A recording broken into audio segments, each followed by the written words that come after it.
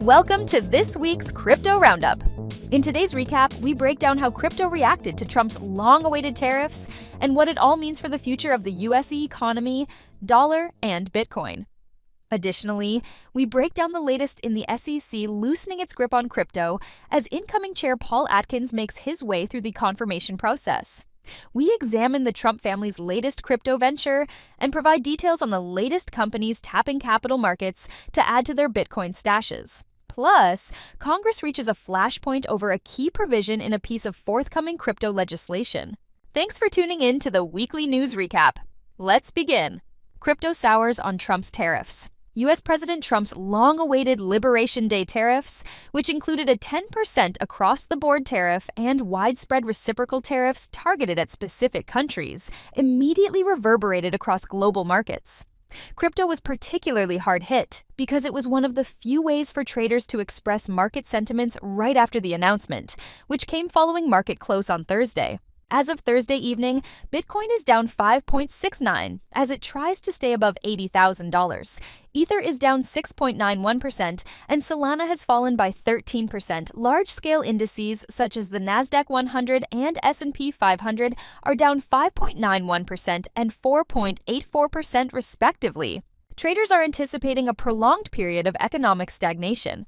The U.S. now has a 47% chance of incurring a recession in 2025, according to prediction site Polymarket. As difficult as this period may be, there is a chance that such an economic climate could finally provide Bitcoin with a chance to prove its worth as a store of value, particularly if the economy falls into stagflation for the first time since the Arab oil embargo in 1973. Much like the 1970s was a breakout period for gold, which had an average annualized 31% return, I believe that the coming decade will be a breakout period for Bitcoin, said Zach Pandel, head of research at Galaxy, in an interview with Unchained.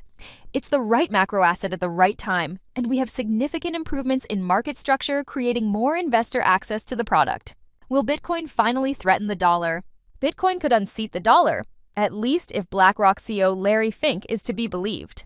In his eagerly awaited and thoroughly scrutinized annual shareholder letter, the leader of the $11.5 trillion asset manager wrote that if the U.S. doesn't get its debt under control, if deficits keep ballooning, America risks losing that position to digital assets like Bitcoin. This warning comes at a critical time for the U.S. dollar, not only because of the global economic uncertainty unleashed by Trump's tariffs, but also because of rumored plans behind the scenes in Washington, D.C. to weaken the U.S. dollar as a way of making American exports more competitive. Unchained reported this week on a plan previously proposed by Stephen Moran, chair of the White House's Council of Economic Advisers, to circumvent the government's reliance on the U.S. Federal Reserve to reduce interest rates to stimulate growth. This proposal is part of a broader plan to develop what Moran called the Mar-a-Lago Accord, which is designed to make the U.S. dollar drop in value vis-a-vis other world currencies. The plan was laid out in a paper from November 2024, when he was a strategist at Hudson Bay Capital and prior to his White House appointment. In the paper, he also suggested that the U.S. government charge foreign purchasers of U.S. treasuries as a way to depress the U.S. dollar. For Larry Fink, his Bitcoin pronouncement has a bit of self-interest since BlackRock operates the largest spot Bitcoin ETF in the world, with assets under management of $10.5 trillion. Plus, the company just incorporated Bitcoin into one of its model portfolio accounts that offers exposure to alternative assets. SEC and Gemini ask for a timeout. Another SEC action against a prominent crypto firm looks as if it is close to a resolution.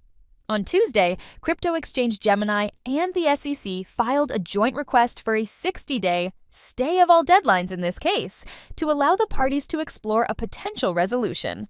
In taking this step, the SEC is using the same tactic that it employed in its cases against Binance and Tron, both of which were granted.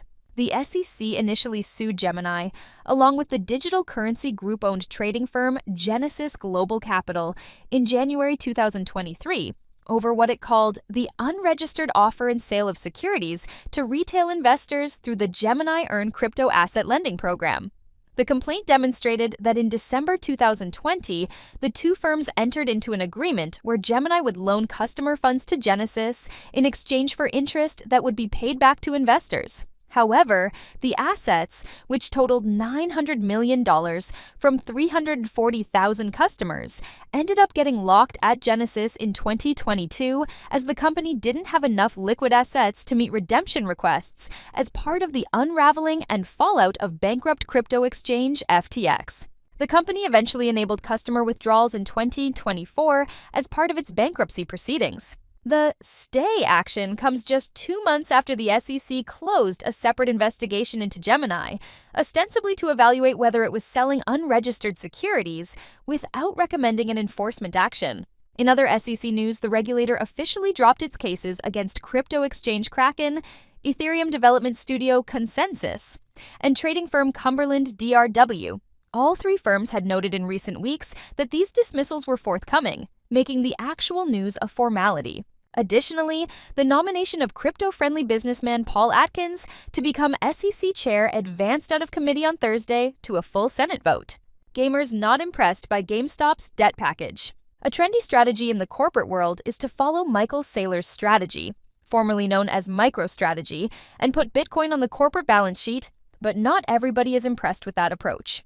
GameStop announced on March 27th that it planned to raise between $1.3 to $1.5 billion in convertible senior notes, paying 0% interest for general corporate purposes, including the acquisition of Bitcoin in a manner consistent with GameStop's investment policy.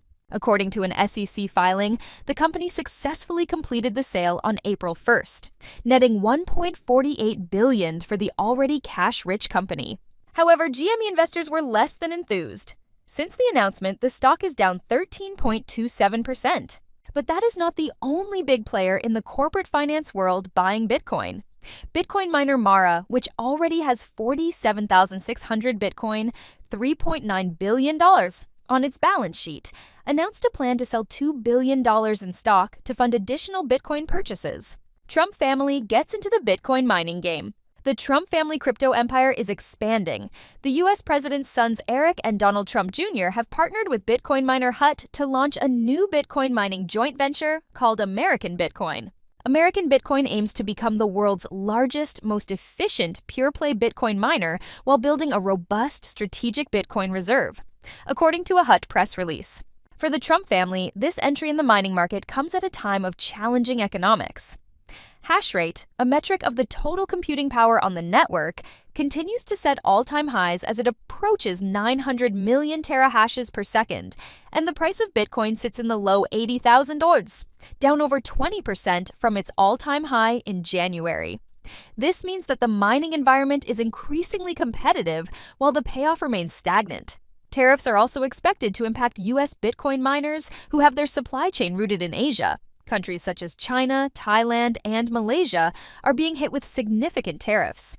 Reuters also reported this week that the Trump family has solidified its control over its decentralized finance platform, World Liberty Financial. DT Marks, DeFi LLC, an entity linked to Donald Trump and his family, now holds a 60% equity stake in WLF Holdco LLC, which replaces World Liberty Financial co-founders Zach Folkman and Chase Harrow as controlling parties. Fidelity lets investors put crypto in their retirement accounts. Boston-based asset manager Fidelity Investments is now letting individual retirement account investors put crypto assets such as Bitcoin, Ether, and Litecoin into 3 different types of IRAs. Fidelity is committed to offering investment products and solutions to meet the changing needs and interests of our customers, accompanied by education and support, a Fidelity spokesperson told The Block. However, there are important considerations for investors to weigh before putting assets into these tax-advantaged accounts. Investors for retirement typically look to tamp down risk as they get older, something that can be in conflict with volatile assets such as Bitcoin. Congress bickers over whether to bail out stablecoins. Members of the House Financial Services Committee feuded over whether or not to add an amendment banning Congress from bailing out stablecoin issuers should they become insolvent as part of the Stable Act, a proposed piece of legislation to regulate the $235 billion stablecoin market, in a markup session on Wednesday. None of the 3 amendments raised by Democratic representatives Brad Sherman, Bill Foster, and Stephen Lynch were approved. Still, the discussion was illustrative because it highlighted Democratic frustration with the close ties between the crypto industry and many of their counterparts on the committee, as well as general concerns about the stability of the crypto industry overall. Members of Congress who pushed back against the amendments, such as Committee Chair French Hill, argued that the bill already prohibited bailouts, so a separate amendment was unnecessary. In their arguments, several Democratic legislators pointed to the $60 billion stablecoin USDC issued by the company Circle Internet Financial Limited, which just filed to go public, as a cautionary example. Its price fell to $0.88 after the run on Silicon Valley Bank in 2023 because $3.3 billion of its $32 billion in reserves held at the failed bank were uninsured. That led to a run on the asset. The FDIC ultimately took over the bank to make depositors, including Circle, whole. And that's all. Thanks so much for joining us today. If you enjoyed this recap, go to unchainedcrypto.com/newsletter. That is unchainedcrypto.com/newsletter and sign up for our free newsletter so that you can stay up to date with the latest in crypto. Unchained is produced by Laura Shin with help from Matt Pilchard, Juan Aranovich, Megan Gavis, Pam Majumdar, and Margaret Curia. The weekly recap was written by Stephen Ehrlich and edited by Carrie McMahon. Thanks for listening.